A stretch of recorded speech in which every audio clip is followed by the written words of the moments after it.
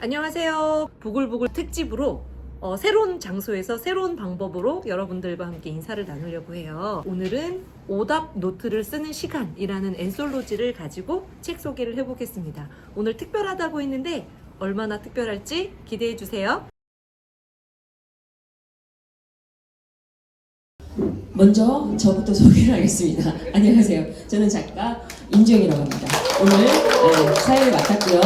일단 자기 이름으로 삼행시를 하면서 자기를 소개하겠습니다. 정명섭입니다. 명섭이라고도 합니다. 섭섭하지 않으셨으면 좋겠습니다.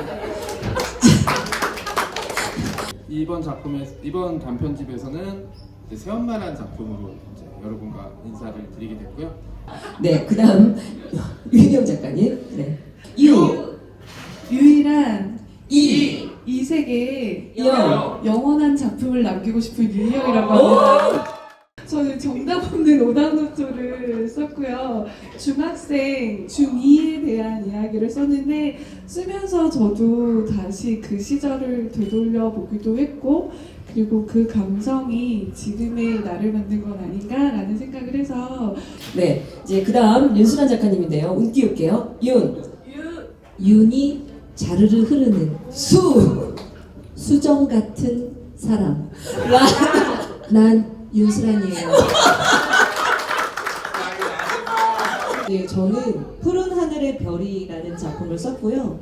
사실 이제 다른 작가님들 작품보다는 조금 무거워서 약간 염려가 되기도 하는데 우리가 잊지 말아야 되는 인간으로서의 기본 그리고 그걸 우리가 함께 좀 도와서 이 사회를 조금 더 살기 좋고 함께 행복한 사회를 만들었으면 좋겠다는 생각에서 작품을 썼습니다. 우리 김영주 작가님 남았는데요. 제가 이제 오늘 다시 또 띄워보겠습니다. 김영주입니다. 안녕하세요. 네. 그다음요. 영롱하게 빛나는 주는 늦는 걸 싫어한다를 쓴 김영주입니다. 저는 이제 윤수란 작가님 작품은 아까 이제 전체적인 그 작품의 분위기에 비해서 사실은 진짜 가장 무거울 것 같고 근데 이 작품을 다 읽고 나서 그러니까 제목을 제가 처음에 눈여겨보지 않고 다 읽다가 주인공 이름들만 떠올리면서 이 작가님 보소 왜 이렇게 잔인하지? 이 이름을 그렇게 쓰게 된 이유 그것도 좀 말씀해 주시면 좋을 것 같습니다. 그래서 이름에 대해서 얘기를 하셨는데 두 아이가 나오고 두 아이 다 좀 어려운 상황을 겪는 아이들인데 한 명의 이름은 하늘이 한 명의 이름은 별이에요. 근데 우리가 하늘을 보고 별을 보면서 꿈과 희망을 얘기하잖아요. 그리고 힘이 들 땐 하늘을 봐 이런 얘기들을 하는데 그렇게 소중하고 아름답게 지켜져야 하는 아이들을 대표하고 싶어서 하늘과 별이라고 지었고 또 하늘과 별이는 끊을래야 끊을 수 없는 관계를 가진 아이들이에요. 그래서 그 아이들 서로 다른 존재 같지만 늘 함께하고 늘 공존하는 존재라는 생각에서 하늘과 별이라고 지었습니다. 또 하나는 이 이름을 지어준 사람이 아이러니하게도 이 아이들을 가장 괴롭히는 사람이에요. 근데 그 사람도 자기 아이에게 이름은 가장 소중한 이름을 붙여준 거죠. 그래서 그런 아이러니성과 함께 이 아이들이 갖고 있는 모든 아이들은 소중하다라는 그런 메시지를 좀 담고 싶었습니다. 저 작가님 이력이야말로 진짜 좀 특이하거든요. 먼저 그 이력에 대해서 말씀을 드리면 제가 원래 이제 생물학을 전공을 했어요. 그리고 이제 맨 처음에 너는 꿈이 뭐였냐라고 이제 여쭤보시거나 그러면 대답을 하는 게 뭐냐면 생물학자였다. 그 V라고 하는 그런 외국 드라마가 있었어요. 그래서 거기 보면 이제 외계인이 이렇게 오면 그 이제 외계인이 와서 이제 어떤 무기로도 이제 대항을 할 수 없을 그런 정도로 강한 그런 그 외계인이 왔는데 그 외계인을 물리친 사람이 뭐냐면 거기 나오는 어떤 여자 그 생물학자였어요. 그래서 그걸 보고 이제 어린 마음에 생물학자가 짱이구나, 가장 세구나 이렇게 생각을 해서 나는 생물학자가 돼야겠다. 나는 이제 세상에서 가장 강해질 테니까. 라고 생각을 했었어요. 그래서 이제 노벨상도 받아야겠다 막 이렇게 생각을 해서 그래서 이제 생물학 공부를 계속 하게 됐고요. 그래서 제일 좋아하는 게 그다음 이제 글 쓰고 책 읽는 거였더라고요. 그래서 이제 자연스럽게 아이들을 위한 그런 글을 쓰게 됐고요. 네, 지금부터 이제 공통적인 질문을 좀 들어갈게요. 여기 이제 책 제목이 오답노트를 쓰는 시간이라고 되어 있잖아요. 네, 그래서 이제 여기 계신 작가님들 오답노트를 써본 경험이 있는지, 그리고 오답노트를 정리하면서 어떤 깨달음을 얻었는지, 그러니까 깨달음과 오답노트를 써봤는지 그 경험에 대해서 한번 들어보겠습니다. 오답노트는 이제 막 우리 저희 학교 다닐 때 공부 잘하는 학생 비법이잖아요. 오답노트를 해서 저는 이제 공부랑 거리가 굉장히 멀었기 때문에 오답노트를 써본 적은 단 한 번도 없었고요. 네, 학교 그냥 놀러 가는 거. 진정한 깨달음은 그냥 오답노트를 안 쓰면서 얻게 되는 게 아닌가라는 생각을 해봤습니다. 제가 중간에 멘트 하나 치려고 했었어요. 뭐야? 그건 네 생각이고. 지금 우리에게 필요한 오답노트는 일기가 아닐까라는 생각을 해요. 제가 사람 심리에 대해서 되게 궁금한 게 많아서 사실은 심리 상담을 조금 공부를 했었는데 하면서 느낀 건 오늘 하루 내가 생각한 나를 쓰는 거, 그리고 다 쓸 수 없을 때는 제일 화나거나 나를 속상하게 했던 건 구체적으로 적으면 생각보다 그렇게 큰 일이 아니라는 걸 알게 되거든요. 그리고 이거는 상당히 기법이기도 한데 정말 너무너무 속상한 일이 생기면 쓰래요. 써서 찢어버리라고 하더라고요. 찢어서 휴지통에 버리는 것까지래요. 근데 넓게 보면 그것도 오답노트가 아닐까. 오늘 하루 내가 실수한 것들, 그리고 내 책임이 아닌데도 내 실수가 된 것들 있잖아요. 그런 것들을 써서 박박 찢어서 버리는 거예요.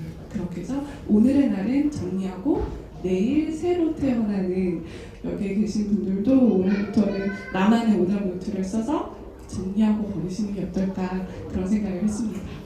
저는 오답노트를 한 번도 안 썼어요. 아 진짜? 예. 제일 많이 썼을 것 같은데? 그래서 늘 좀 저한테 스스로 뭔가 이렇게 약간 만약 오답노트를 쓴다면 요령을 조금 좀 찾아라. 대신에 요령을 좀 잘 피워라. 약간 이런 거를 저한테 좀 이렇게 얘기를 해주고 싶어요. 일단 여기 계신 작가님들 청소년 시절에 대한 청소년 시절에 이거 정말 실패하면 안 돼라고 했던 것을 실패한 경험이라든가, 그리고 그게 그때 그 실패가 지금의 삶에 있어서는 어떻게 영향을 미쳤는지 그거를 한번 물어보고 싶습니다. 저는 관계에서 늘 성공하고 싶어 했던 것 같아요. 그래서 매일 집에서 밤에 잠자기 전에는 저는 머리와 마음이 너무 복잡했어요. 오늘 내가 걔한테 했던 그 말이 잘한 말일까? 그 말 때문에 걔가 기분 나쁘지 않을까? 그 말 때문에 걔가 화가 나지 않았을까? 그리고 그 친구가 저한테 했던 말도 또 곱씹는 거죠. 걔는 무슨 뜻으로 그 말을 했지? 혹시 그거 웃으면서 얘기했지만 나한테 이런 의미로 전달한 거 아니야? 그래서 저는 관계에 너무 성공하고 싶었고 친구들에게 인정받고 싶었고 친구들 안에서 이렇게 막 사랑받는 사람이 되고 싶었었는데 늘 청소년기에는 그게 굉장히 힘들었던 것 같아요. 근데 제가 이렇게 돌이켜보면 그때의 저나 지금의 저나 그렇게 크게 다르지 않을 수 있는데 요즘은 그런 일이 많지 않거든요. 그러니까 정말 제가 어떤 말실수를 했을 때, 그러니까 그럴 수는 있지만 했던 모든 말을 곱씹거나 하지는 않는데 이렇게 된 수 있었던 이유는 뭘까를 생각을 해봐요. 그거는 제가 저를 더 사랑하기 때문에 다른 사람들과의 관계에 더 집착하지 않게 되는 것 아닌가라는 생각이 들고, 제가 저를 더 사랑하는 과정에서는 어떤 일이 일어났을까를 생각해 보면 내가 좋아하는 일이 뭔지 알고 내가 좋아하는 일을 잘하려고 노력하고, 그래서 그 일에서 크지 않지만 작은 성공들을 했던 경험이 저 자신에 대한 그래 나 괜찮은 사람이구나, 그래 이 정도면 됐어. 물론 다른 사람이랑 비교하면 한없이 초라할지라도 나는 이런 걸 좋아하고 이걸 열심히 해서 이만큼을 이뤄냈네, 이런 경험이 저에게 있어서는 나를 조금 더 사랑하고 좋아하게 되는 그런 계기가 됐고, 우리 친구들한테도 제가 해주고 싶은 말은 다른 사람도 물론 중요하지만 내가 되게 중요하고 가장 소중하니까 다른 사람하고의 관계를 고민하기 전에 내가 정말 누구인지 찾고 내가 좋아하는 일을 찾고 작은 것부터 하나씩 하나씩 해나가는 그런 사람이 되면 시간은 좀 걸리더라도 그 친구들은 좀 더 건강하게 살아갈 수 있지 않을까라는 생각을 해봅니다. 네. 파이팅! 이 책을 읽고 작가의 길을 꿈꾸는 청소년이 있다면 그들에게 해주고 싶은 말 하필이면 이 책을 읽고 하필이에요? 오답노트인데 자 저는 그 시기 추천드립니다.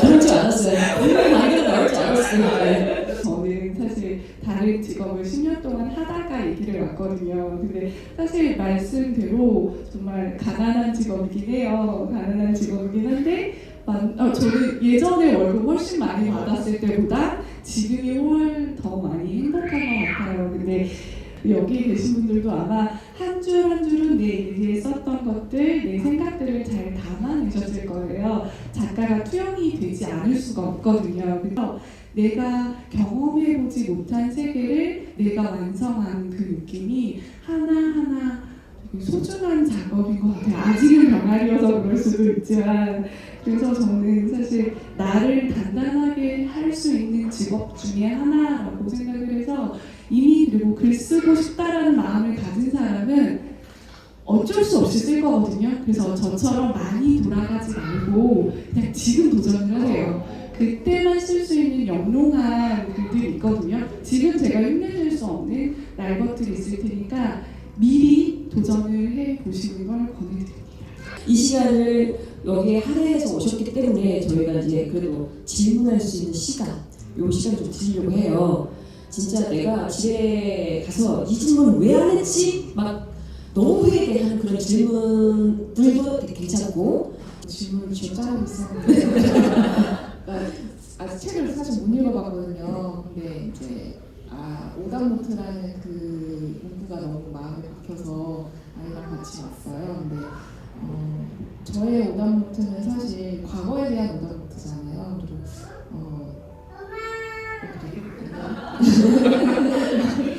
근데 책의 주인공들은 현재의 오답노트인 거잖아요.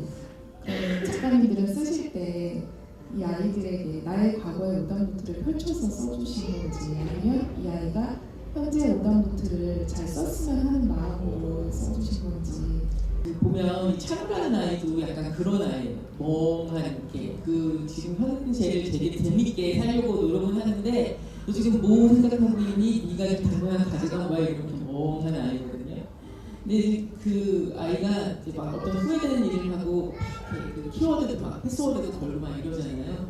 근데 그런 모습들을 이제 사실 저의 어렸을 때 모습, 지금 모습을 반영을 해서 썼어요. 그래서 그냥 아이한테 그렇게 해도 된다. 된다. 생각을 그렇게 막 치열하게 하고 이렇게 한다고 좀 더 잘 살아주는 것도 아니고 그다음에 뭐 그 생각을 한다고 해서 할 실수를 안 하는 것도 아니고 실수해도 되고 약간 그렇게 자기 자신한테 저한테 그런 해주는 이야기가 사람한테 해주는 이야기인 것 같아요. 내가 멍하니 있다가 실수 많이 하고 멍하고 있다가 딴소리를 하고 막 약간 그런 얘기를 꼭 해주고 싶어요. 차를 통해서. 그럼 현재형인 거군요. 네네네. 네. 지금 아마 앞으로도 그러고 살지 않을까요? 저는? 윤선 작가님. 저도 현재형이면서 미래형인 것 같아요. 왜냐면 이런 사건들은 앞으로도 벌어질 텐데 자기 주체적인 힘을 좀 아이들이 키웠으면 좋겠고 그리고 그 주변에 있는 사람들도 절대 방관하지 않았으면 좋겠고 이제 과거의 일은 되돌릴 수 없는 상황이지만 현재 그리고 미래 우리들은 좀 깨어있으면 좋겠다. 그런 힘이 서로에게 되어주는 연대가 형성되면 좋겠다. 네, 그런 마음으로 썼습니다. 저는 쓰면서 그러니까 제가 청소년 문학을 정말 좋아하거든요. 그래서 뒤늦게 접한 문학이긴 한데 저희 어렸을 때는 왜 고전 클래식이 많았잖아요. 그러다가 이제 저도 쓰려고 공부하면서 되게 청소년 문학이 저를 되게 많이 키운 것 같아요. 그래서 지금은 되게 힐링하려고 할 때 위로받고 싶을 때 청소년 문학을 많이 뺏어 보거든요.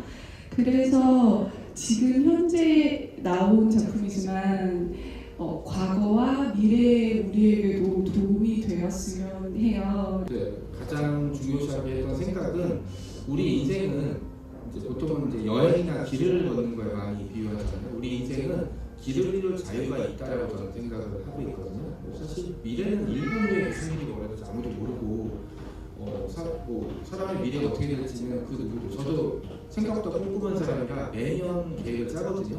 근데 계획 중에 딱 하나만 맞아요. 맨 마지막에 이번 계획은 틀릴 수 있다.